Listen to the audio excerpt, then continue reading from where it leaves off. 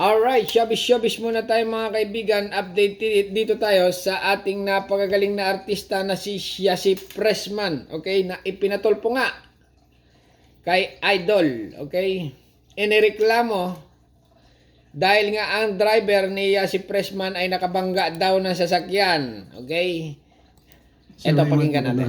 Magandang hapon po, Idol. November 21, tanghali, nangyari po yung aksidente. Pwede yung pakikwento yung aksidente?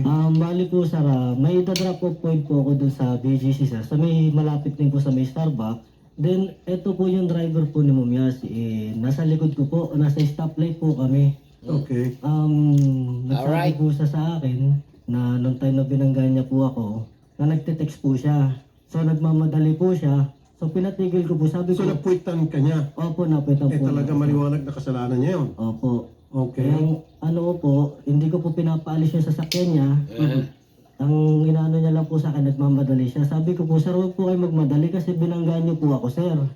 Kailangan po natin maghintay ng marshal dito para po makapagpagawa po tayo ng police report. Tama. 5 minutes po, sir, may dumating po marshal.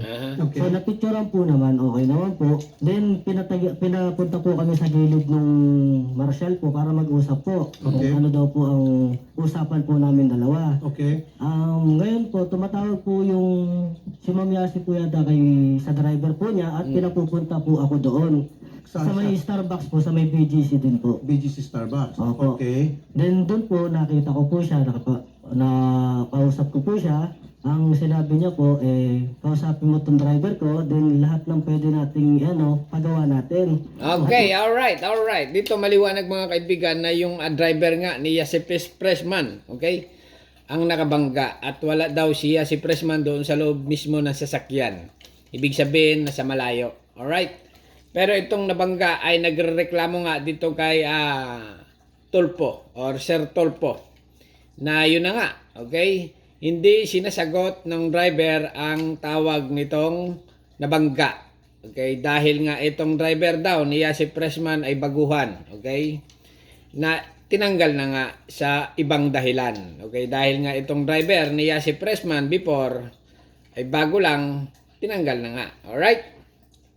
Sa ibang dahilan, hindi dito sa aksidente na ito. Okay? Kaya itong si Yasi Pressman ngayon mga kaibigan ay nagpapaliwanag dito. Ha?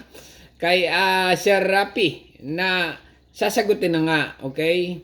Dahil ilang ulit nang tumawag itong nabangga dito sa driver ni Yasi na wala na nga, tanggal na sa trabaho. Kaya itong si Yasi Pressman ay wala daw kaalam-alam sa kung ano na ang nangyari doon sa nabangga long time ago. Okay? Pero itong nagreklamo nga na kung maaari ay sagutin ni Yasi Pressman ang mga gastusin, okay?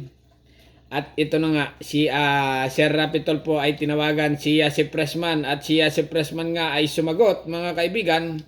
Sinabi nga niya dito na hindi nga daw niya alam ang mga nangyayari, okay? O pangyayari at wala siyang update dahil nga yung driver nga ay natanggal na long time ago, okay? Under ng Viva Max. Itong si Yasi, mga kaibigan, napakabait niya at parang ang cover ng sasakyan or ang nagastos daw ng sasakyan ay nasa 70,000 at binigyan na nga ni Yasi Pressman ng 100,000 na mga kaibigan na 100,000. Oh, tama. Okay. 70,000 lang, ginawa na ng 100,000 ni Yasi. Okay, para na rin nga doon sa mga dahil nga nawala na rin ng trabaho itong nabangga dahil itong nabangga ay driver lang din mga kaibigan. Okay? Yung mga na-cover niyang hindi nakapasok sa trabaho ay kinover na ng 30,000 kaya naging 100,000. Sobra-sobra na. Okay? Kaya yan ang update natin mga kaibigan dito sa showbiz na nangyayari na si Yasi Pressman nga ay pinatulpo. Okay? Na nagpapaliwanag nga si Yasi Pressman na yun na nga. Hindi niya alam ang mga pangyayari. Alright? Hanggang dito na lang mga kaibigan at subscribe my channel.